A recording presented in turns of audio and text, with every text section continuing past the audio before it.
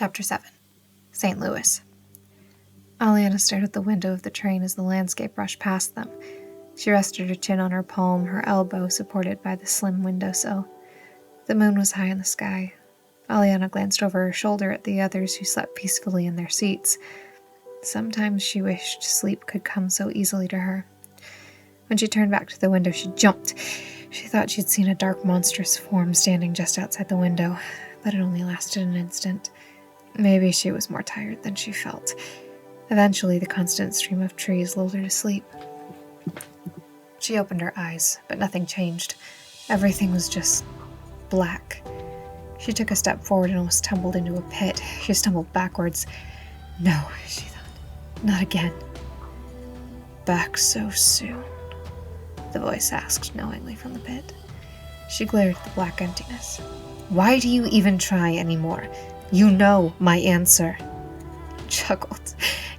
I know what you think your answer is. A dark tendril lashed out, snapping inches from her head. I intend to change it. She masked her fear as best she could. Good luck with that, she replied sarcastically. Your false confidence is no longer amusing. He sounded annoyed. I'll give you a simple choice. If you don't join me, I will destroy everything you care about. She scoffed. Your threat is empty. There's nothing left that I care about. Something that sounded like a train whistle echoed out of those shadows. His next words sounded smug. I beg to differ. The train whistled again, and she felt someone shaking her. Aliana! Annabeth's voice called her out of her restless sleep. Aliana gasped and sat up. Annabeth flinched back. Sorry, we're almost to St. Louis. Aliana nodded and looked out the window. It was fairly late in the morning. Was it another nightmare? The concern in Annabeth's voice was surprising. Annabeth sighed. Yeah. Are you ready to tell me what they're about? Annabeth prodded. Aliana stared at the window silently. Annabeth sighed. I'll take that as a no. A voice sounded over the intercom. Now approaching St. Louis. Everyone off. They walked off the train and waved the St. Louis Arch. Annabeth was raving about the architectural wonder.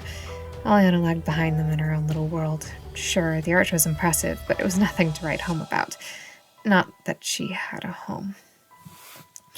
She stared at the trio in front of her. They were almost there. They had made it so far. It was weird to think that they had all started off kind of hating each other. And now... She suddenly realized that they had entered an elevator to the top of the arch. They rode with a woman carrying a chihuahua in a little bag. Aliana crossed her arms and stepped away from the dog. She had seen rats bigger than that. She preferred rats. The elevator dinged as it reached the apex of the arch. They walked out. Annabeth immediately ran over to the viewing windows and gazed out at the view before turning back inward and marveling at the structure of the monument. Aliana leaned against the wall and watched the people wandering around the arch. Soon everyone was making their way to the elevator to leave.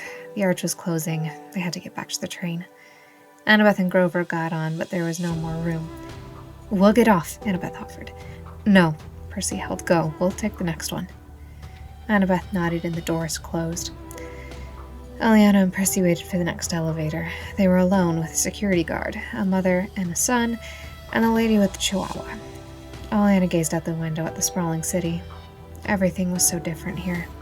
She hadn't been outside of camp for so long. It was refreshing. Percy was talking to the chihuahua lady. Something was off about her. Suddenly her dog grew, morphing and growing into... Aliana's heart stopped. The chimera. The massive creature had the head of a lion and a body of a goat and a serpent for a tail. It growled angrily at Percy. Aliana was too shocked to react until the monster released a hot stream of fire that melted a hole in the floor of the arch. She drew her poisonous dagger and charged the beast. You're not taking him too! She ducked the writhing snake tail and slashed at its back leg. It flinched aside, the blade barely grazing its furry coat, and smacked Aliana aside with its muscular forepaw. She slammed harshly against the wall, and the windows cracking against the force of the collision. She collapsed to the floor, her vision blurry. As the world faded back into focus, Aliana pushed herself to her all fours. Her gaze settled on the furry mass standing before the black-haired boy backed up to the hole in the floor. Rippling muscles flexed beneath the chimera's thick hide. It breathed in deeply, ready to blast the son of Poseidon with a jet of flames. "Percy!" Suddenly, the voice's threat surged back into her mind. "I'll destroy everything you care about." For a split second, Percy locked eyes with her before he stepped back and dropped through the hole in the floor. "No!" Aliana lunged to her feet, dagger clutched tightly in her trembling fist. The chimera turned on her. She slid on her knees underneath the beast and drove the knife as deep into its side as she could. The creature let out a deafening screech, somewhere between a lion's roar and the braying of a goat. It jerked, wrenching the dagger free of its flesh. Aliana rolled back onto her feet. "Enjoy the taste of your own medicine." The woman who had carried the monster cried out in distress as the chimera disintegrated into golden dust. "What have you done?" Aliana glared at the woman. "Oh, get over it. It's not like it's dead." She gripped her knife and stepped toward the disgusting woman. "You, on the other hand." She lunged forward and plunged her knife into the woman's stomach. "See you in hell." She twisted the blade. The woman gasped and vanished in a cloud of shimmering particles. Aliana stumbled back, panting. She rushed over to the hole in the floor. To her relief, the Mississippi flowed several hundred feet below. If anyone could survive that fall, it was Percy.